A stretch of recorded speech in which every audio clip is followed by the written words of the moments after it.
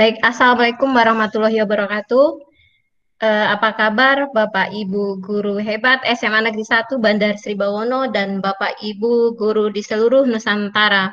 Perkenalkan, nama saya Nur Hayati dari SMA Negeri 1 Bandar Sri Bawono, Lampung Timur, Provinsi Lampung. Ingin berbagi informasi kepada Bapak Ibu sekalian tentang pentingnya asesmen kompetensi minimum atau sering disebut sebagai AKM.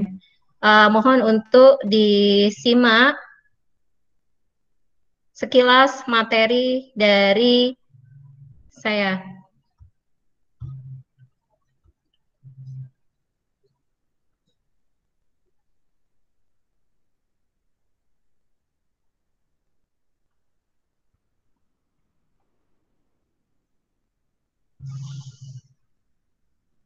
Bisa dilihat tulisannya Bapak Ibu PPT saya?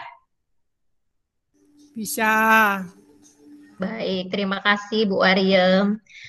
Asesmen kompetensi minimum atau sering disebut sebagai AKM. Apa itu AKM?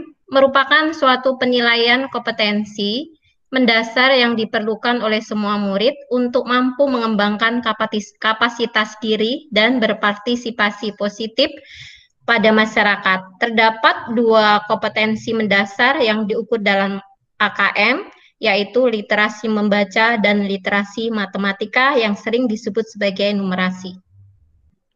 Apa literasi membaca dan tulis? Literasi baca dan tulis adalah pengetahuan dan kecakapan untuk membaca, menulis, mencari, menelusuri, mengolah, dan memahami informasi untuk menganalisis, menanggapi, dan menggunakan teks tertulis untuk mencapai tujuan, mengembangkan pemahaman dan potensi, serta untuk berpartisipasi di lingkungan sosial. Komponen AKM literasi membaca terdiri dari konten, proses kognitif, dan konteks, di mana konten terdiri dari teks informasi dan teks fiksi. Sedangkan proses kognisi atau kognitif itu menemukan informasi, interpretasi, dan integrasi, evaluasi, dan refleksi. Sedangkan konteks itu berkenaan dengan personal, sosial budaya, dan saintifik. Kemudian apa itu numerasi? Numerasi merupakan suatu kompetensi yang mencakup pengetahuan, keterampilan, perilaku, dan disposisi yang dibutuhkan siswa untuk menggunakan matematika dalam cakupan dan situasi yang lebih luas. Numerasi menuntut siswa atau murid untuk mengenali dan memahami peran matematika di dunia, memiliki disposisi dan kapasitas untuk menggunakan pengetahuan dan keterampilan matematika untuk memecahkan masalah dalam kehidupan nyata. Komponen AKM numerasi terdiri dari konten, proses kognitif, dan konteks. AKM dilaksanakan secara adaptif, sehingga setiap siswa akan menempuh soal yang sesuai dengan tingkat kemampuan siswa itu sendiri. AKM mengukur kompetensi mendasar yang perlu dipelajari semua siswa tanpa membedakan peminatannya. Oleh karena itu, seluruh siswa akan mendapat soal yang mengukur kompetensi yang sama.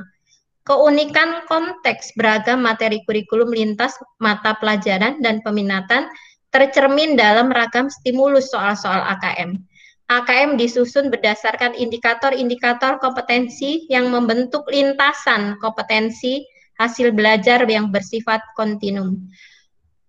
Pusat Asesmen dan Pembelajaran Kemendikbud menyediakan contoh soal AKM pada laman berikut. Tujuan: asesmen kompetensi minimum dirancang untuk menghasilkan informasi yang memicu perbaikan kualitas belajar mengajar yang pada gilirannya dapat meningkatkan hasil belajar murid. Perbandingan asesmen nasional dengan ujian nasional bisa dilihat di dalam tabel, di mana kriteria pembandingnya bisa dia dari tujuan, kemudian jenjang, level kelas, dan subjek siswa. Silahkan untuk dibaca di dalam tabel Bapak Ibu sekalian. Jadi tujuannya adalah untuk mengevaluasi mutu terkait sistem satuan pendidikan. Kalau ujian nasional untuk mengevaluasi capaian hasil belajar murid secara individu.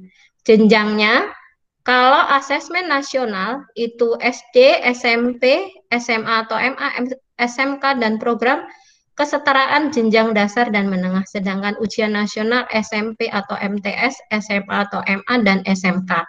Level siswa itu untuk asesmen nasional kelas 7, 8, dan 11. Sedangkan ujian nasional tingkat akhir pada setiap jenjang. Kemudian untuk subjek siswa, asesmen nasional secara acak untuk mengikuti asesmen nasional. Sedangkan untuk ujian nasional bersifat sensus untuk semua siswa mengikuti UN. Kemudian model soalnya, sasaran penilaian, dan metode penilaian bisa dilihat di tabel berikut. Bapak Ibu sekalian, untuk itu, dengan pentingnya AKM bagi kita semua, silakan Bapak Ibu untuk mengikuti pelatihan guru belajar, yaitu seri asesmen kompetensi minimum. Silakan masuk ke SIM PKB. Jadi, silakan masuk menggunakan surel ya sesuai dengan nomor UKG, kemudian ditambahkan @guruku.id. Kemudian masukkan password dan masuk. Nah, kemudian setelah itu silahkan masuk ke asesmen kompetensi minimum. Klik di selengkapnya. Kemudian Bapak Ibu akan melihat ada tulisan daftar. Silahkan daftar, kemudian silahkan pilih jadwal. Untuk sekarang yang ada tinggal angkatan 7 dan angkatan 8. Silahkan Bapak Ibu tentukan jadwal dan silahkan daftar. Yang belum. Kemudian setelah itu Bapak Ibu akan masuk ke materi dan nanti akan kalau sudah selesai akan tertulis 100%. Kemudian Bapak Ibu akan setelah selesai akan mendapatkan sertifikat. Silahkan diunduh di halaman tersebut kalau sudah menyelesaikan semua kegiatan yang ada di dalam asesmen kompetensi minimum. Ya. Baik itu Bapak Ibu untuk informasi pentingnya asesmen nasional yang harus kita ikuti. Gimana Bapak Ibu? Sudah jelas? Apakah ada pertanyaan? Bu, izin bertanya Bu. Gimana?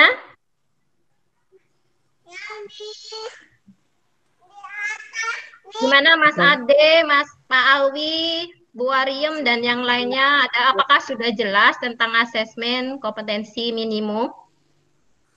Bu, saya izin bertanya Bu. Ya, silakan. Bu, saya kan ingin mengikuti pelatihan AKM itu, namun SIM PKB saya belum aktif. Jadi itu bagaimana ya Bu? Oh, iya. Terima kasih pertanyaannya Mas Ade. Jadi yang belum bisa masuk sendiri di SIM PKB, silahkan bergabung dengan kawan yang sudah bisa masuk Mas Ade. Karena emang salah satu syaratnya adalah sudah punya nomor UKG, peserta UKG pada waktu itu. Jadi kalau masih guru baru mungkin belum pernah ikut UKG berarti belum bisa masuk. Bisa bergabung dengan guru yang belum, yang sudah masuk. Bisa dengan yang lain, mungkin ada yang masih angkatan ke-7 ya. Nah, di situ Mas Ade bisa mengikut tapi atas nama orang tersebut. Nah, berarti belum bisa mendapatkan sertifikat tapi sudah bisa mendapatkan ilmunya dari situ. Mungkin seperti itu Mas Ade. Oh, gitu ya Bu. Berarti itu nanti minjam akunnya gitu ya Bu ya? Ya, bisa berbarengan, ngerjakannya berbarengan. Oh, iya Bu. Ya. Oke Bu, terima kasih Bu. Ya, sama-sama. Ada yang lain Bapak Ibu? Cukup jelas ya? Cukup Bu. Baik, terima kasih Bapak Ibu sekalian atas waktunya. Lebih dan kurangnya saya mohon maaf. Semoga bermanfaat dan saya akhiri. Wassalamualaikum warahmatullahi wabarakatuh.